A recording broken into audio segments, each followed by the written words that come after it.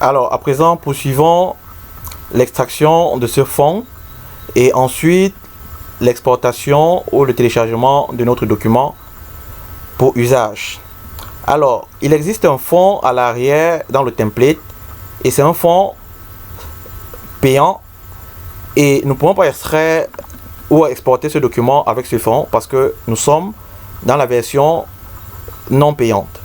Alors, pour extraire, nous faisons tout simplement un clic. Nous cliquons 2 fois sur le 4. Vous voyez, il y a effectivement une image en fond. Nous avons 2 possibilités, soit de l'extraire, soit de la remplacer.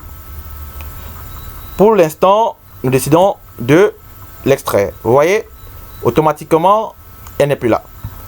Nous voulons à présent peut-être procéder au remplacement. Le remplacement, nous voulons importer une ressource afin de remplacer. Nous allons regarder une ressource idéale pour remplacer ce document. Nous allons prendre cette image, ouvrir. Nous allons patienter que l'importation se fasse. Déjà, il faut comprendre que nous avons la possibilité ici d'ajouter des bordures sur ces formes. Ici, par exemple, nous avons la possibilité de modifier la couleur de bordure. Vous voyez ici, il y a une couleur. Et de la mettre, de l'uniformiser avec nos textes. Par contre, ici, nous ne pouvons pas, mais nous pouvons chercher des éléments pour créer une bordure. Vous venez par exemple dans éléments, vous choisissez un cadre comme celui-ci, vous l'ajustez de telle sorte à en faire un cadre, vous voyez, et ensuite vous définissez une nouvelle couleur. Vous pouvez également réduire le cadre. Vous pouvez mettre l'image en second plan.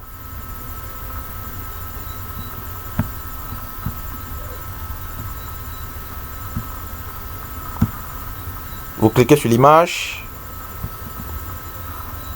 vous venez dans Calque, vous mettez faire mettre en arrière-plan. Vous avez vu? Maintenant, l'élément est en arrière-plan. Il suffit simplement de bien positionner l'élément pour l'ajuster. Vous pouvez également sélectionner dans Calque, mettre l'élément en premier plan. Vous voyez, pour pouvoir ajuster. Et notre élément à ajuster. Alors, à présent, vérifions si l'importation est faite effectivement et essayons d'incruster cette image dans le fond. Non, on revient. Mauvaise incrustation. Nous voulons incruster l'image dans le fond. Actuellement, cette image est l'image par défaut du fond. Mais nous voulons faire apparaître les éléments essentiels. Il suffit simplement ici d'utiliser l'opacité. Vous voyez? Vous voyez?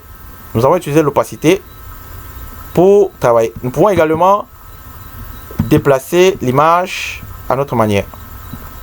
La modifier. Choisir où se repositionner quel élément. Vous voyez? Nous revenons et actuellement l'ordinateur est en fond, mais en opacité. Nous sélectionnons et nous continuons à la rendre très simple. Vous voyez, l'ordinateur reste maintenant en arrière-plan et en fond. Voilà la possibilité que vous pouvez utiliser pour créer vos formes, les différents avantages qu'offre Canva. Vous avez la possibilité d'ajouter même des éléments tels que des dégradés.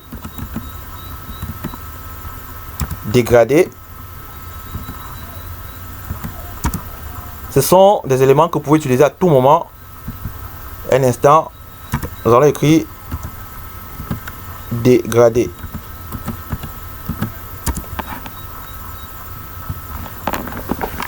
Ce sont des éléments très importants que vous pouvez utiliser contour dégradé. Bon.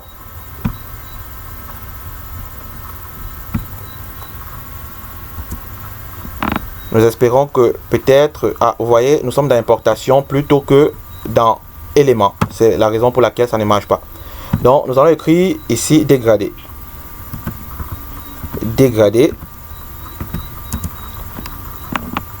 Vous voyez, on a des fonds qu'on peut utiliser pour parfaire notre design. Regardez, je peux tout simplement décider de dégrader cet endroit. Vous voyez, quand Canva est en fond, ça veut dire que c'est un élément payant. Mais le but tout simplement est de vous montrer comment est-ce que, vous voyez, on vient de noircir le fond. Nous allons tout simplement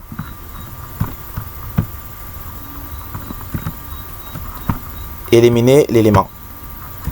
Vous avez la possibilité de choisir n'importe quelle couleur, les formes, de positionner de votre manière. Vous voyez, il y a tellement de dégradés. Si nous prenons par exemple ce dégradé, vous voyez, celui-ci, nous pouvons l'ajuster sur notre texte à l'effet d'en faire un fond. Ce sont les possibilités qu'offre Canva. Vous voyez. Alors, nous allons tout simplement supprimer ce dégradé.